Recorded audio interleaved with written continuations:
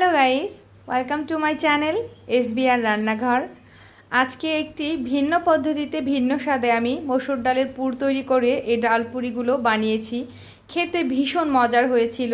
অন্যান্য যে কোনো ধরনের ডাল পুরি থেকে এটা খেতে অনেক বেশি মজার ছিল, আর এটার ফ্লেভারটাও কিন্তু একটু অন্য ধরনের ছিল। আর প্রত্যেকটা পুরি কতটা সুন্দর, পারফেক্ট আর ফুলকো তৈরি হয়েছিল দেখতে পাচ্ছেন। তো আজকে শেয়ার করছি আমার এই তৈরি করা পুরির রেসিপিটি। ভালো লাগলে প্লিজ লাইক, কমেন্ট এবং শেয়ার করবেন, আর অবশ্যই আমার চ্যানেলটিকে সাবস্ক্রাইব করে রাখবেন।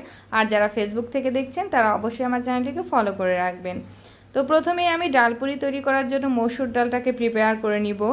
এখানে আমি আমার প্রয়োজন মতো মসুর ডাল নিয়ে নিয়েছি। ডালগুলোকে ভালো করে ধুয়ে পর্যাপ্ত পরিমাণ জল দিয়ে সামান্য লবণ দিয়ে এটাকে চুলায় বসিয়ে দিয়েছি। যখন ডালটা ফুটে উঠেছে, ওপর থেকে এইভাবে সাদা বাবলসগুলো আমি ফেলে দিচ্ছি। ডালের বাবলসগুলো ফেলে দেওয়া হয়ে গেছে। এখন চুলার আঁচটাকে আমি লোতে করে রেখেছি। লোতে করে রেখে ঢাকা বন্ধ করে ডালগুলোকে ভালো করে সেদ্ধ করে নিচ্ছি। ডালগুলো সেদ্ধ হতে হতে আমি এখানে আটার ময়ানটা দিয়ে নিব। এখানে আমি আটা ব্যবহার করছি পুরি তৈরির জন্য, তবে কেউ চাইলে ময়দা ব্যবহার করতে পারেন। আমি আটা দিয়েই তৈরি করছি। তো প্রয়োজন মতো আটা নিয়ে এর মধ্যে আমি স্বাদ মতো লবণ দিয়ে দিয়েছি। লবণটা একটু ভালো করে মিশিয়ে নিলাম। মিশিয়ে নেওয়া হয়ে গেলে এর মধ্যে সামান্য করে সয়াবিন তেল দিয়ে দিলাম। সয়াবিন তেলটা দিয়ে খুব ভালো করে ময়ান দিয়ে নিচ্ছি। ময়ানটা দিয়ে নেওয়া হয়ে গেছে। এখন এর মধ্যে নর্মাল জল দিয়ে আমি এটাকে ডো তৈরি করে নিব। ডোটা পরোটার ডোর মতো একটু সফট হবে। খুব বেশি শক্ত হলে কিন্তু পুরিটাও খেতে শক্ত হবে। তখন দেখা যাবে একটু ঠান্ডা হয়ে গেলেই পুরিটা আরও বেশি শক্ত হয়ে যাবে। তো অল্প অল্প করে জল দিয়ে আমি এরকম একটি ডো তৈরি করে নিলাম। দেখতে পাচ্ছেন ডোটা কিন্তু মোটামুটি একটু আঠালোই হয়ে আছে। তো এখন ডোটা আমার মাখিয়ে নেওয়া হয়ে গেছে। এখন এটাকে ঢাকা বন্ধ করে 15 থেকে 20 মিনিট রেখে দিব। আর এই দিক থেকে এখন ডালটা দেখে নিচ্ছি। ডালটা কিন্তু একেবারে সেদ্ধ হয়ে গেছে আর জলটাও শুকিয়ে গেছে। ডালটাকে পুরোপুরি সেদ্ধ করে নেওয়ার পরে এই ডালটা এখন নামিয়ে নিব। নামিয়ে এই পাত্রে আমি আবার এই ডালের জন্য আলাদা করে ফোড়ন তৈরি করব। সেদ্ধ করে ডালটা নামিয়ে নিয়েছি।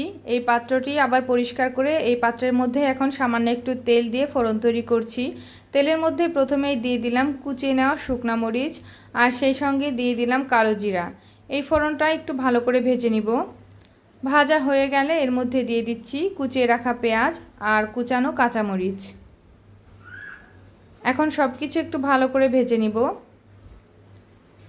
পেঁয়াজটা লাল লাল করে ভাজা হয়ে গেছে। ফোড়নটা এখন আমার ভাজা হয়ে গেছে। এর মধ্যে দিয়ে দিচ্ছি সেই নামিয়ে রাখা ডালটা। ডালটা দেওয়ার পরে এখন নাড়াচাড়া করে একটু ভালো করে মিশিয়ে দিচ্ছি। আর এভাবেই নাড়াচাড়া করে এটাকে রান্না করতে করতে আমি ড্রাই করে নিয়েছি। চুলার আঁচটাকে মিডিয়াম লোতে রেখে আস্তে আস্তে এটাকে রান্না করে একেবারে ড্রাই করে ফেলেছি।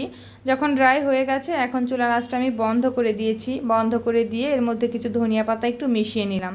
ডালের পুরটা এখন তৈরি হয়ে গেছে। এটাকে নামিয়ে ঠান্ডা করে নিচ্ছি। আর এই দিক থেকে যে আটাটা মেখে রেখেছিলাম এটা এখন ঢাকনা খুলে নিলাম। মোটামুটি প্রায় 20 মিনিট মতন কিন্তু রাখা হয়ে গেছে, কারণ ডালের পুরটা রান্না করতে যতটুকু সময় লেগেছিল পুরো সময়টাই আমি ঢাকা বন্ধ করে রেখে দিয়েছিলাম।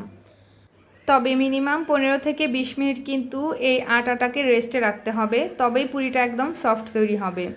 তো ঢাকনাটা খুলে নেওয়ার পরে আমি এটাকে আর মোটামুটি 2 মিনিট মতন মথে নিয়েছিলাম। মথে নেওয়ার পরে এর থেকে লেচি কেটে নিয়েছি। সবগুলো লেচি কেটে নেওয়ার পরে একটা লেচি নিয়ে আমি হালকা করে একটু বেলে নিব, জাস্ট একটু ছড়িয়ে নেওয়ার জন্য। এটা কিন্তু একেবারে রুটি বেলার মতো পাতলা করে ফেলা যাবে না। আমি একটু প্রেস করে জাস্ট এটাকে একটু ছড়িয়ে নিলাম। এক্সট্রা একটু আটা ছিটিয়ে এটা আমি একটু প্রেস করে ছড়িয়ে নিলাম। ছড়িয়ে নেওয়ার পরে মাঝখানে ডালের পুরটা দিয়ে দিচ্ছি। আর ডালের পুর দেওয়ার সময় লক্ষ্য রাখতে হবে খুব বেশি পরিমাণ কিন্তু দেওয়া যাবে না, না হলে এটা বেলার সময় বা ভাজার সময় ফেটে যেতে পারে। তাই একটু অল্প পরিমাণই দিতে হবে। ডালের পুরটা দেওয়ার পরে চারদিক থেকে মুখ আমি আটকে দিলাম। এরপর হাতের সাহায্যে খুব ভালো করে গোল শেপ করে নিলাম। একইভাবে আরও একটি আমি পুর ভরে দেখিয়ে দিচ্ছি। আরও একটি লেচি আমি ভালো করে ছড়িয়ে এর মধ্যে ডালের পুর ভরে নিলাম। আর চারদিক থেকে মুখটা খুব সহজেই কীভাবে আটকে নেওয়া গেল দেখতে পেলেন। আর এটাও আটকে খুব ভালো করে হাতের সাহায্যেই একটু চেপে চেপে আমি এটাকে গোল শেপ করে নিয়েছি।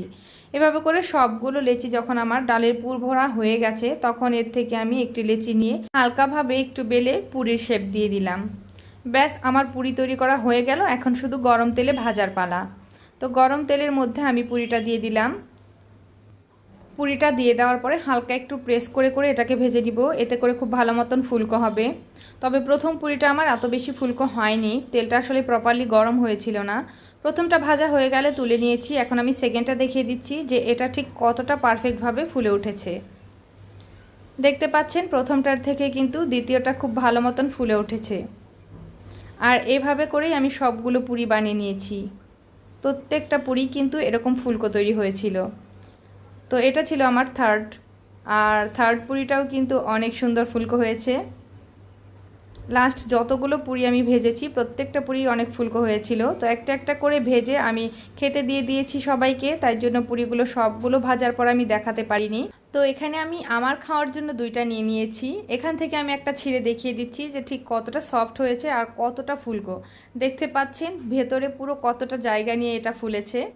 আর আজকের পুরিটা আমি খাচ্ছি আমার ঘরে পাঁচমিশালি সবজি রান্না করা ছিল সেটার সাথে। এটার সাথে খেতে জাস্ট ওয়াও ছিল। তো আজকে এই পর্যন্তই। সকলেই ঘরে তৈরি খাবার খান, সুস্থ থাকুন।